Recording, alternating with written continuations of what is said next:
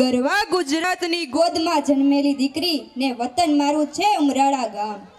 કર્મભૂમિ ભાવનગરની છું રહેવાસી ને અંતરા જમોડ છે નામ મારું. વાદળોના ઘેરામાંથી જાણે મેઘરાજાએ ધરતીને છલકાવી દીધી હોય તેમ મંચસ્થ મહાનુભાવોએ આ રંગોથી રમતા રંગોત્સવને વધાવી લીધા છે. સોનેરી સિંહાસનના સરતાજ જેવા મુખ્ય મહેમાનશ્રીઓ, આચાર્યશ્રીઓ, શિક્ષકો, વાલીઓ, ઉપસ્થિત ભાઈઓ બહેનો, બાળકો તમામને મારા શત પ્રણામ. આજે જ્યારે મારે નારી વિશે, નારીમાં રહેલી શક્તિ વિશે વાત કરવી છે ત્યારે યત્ર નાર્યસ્તુ પૂજ્યંતે તત્ર રમયંતે દેવતાઃ કે જ્યાં નારીની પૂજા થાય છે ને ત્યાં દેવોનો વાસ હોય છે.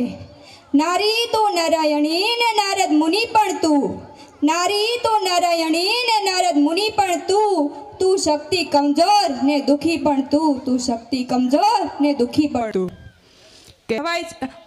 કહેવાય છે ને કે નારી તારા નવલા રૂપ, કે નારીના તો કેટલાય રૂપ હોય છે, જેમ કે દીકરી, બહેન, પત્ની અને માં.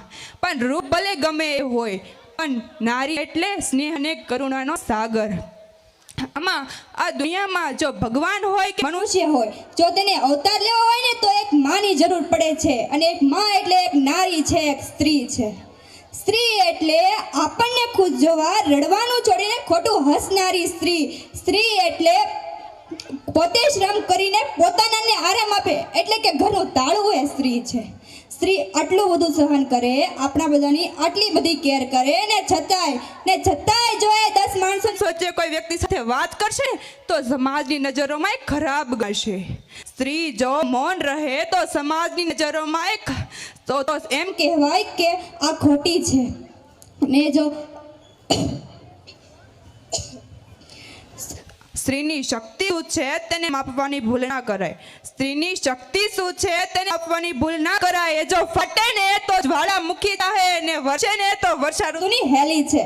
જો દે ને તો દુનિયાની દાતા છે, અને જો લઈ લે ને તો શિવથી લઈને જીવ સુધી તેને કોઈ પામી શકવાનું નથી.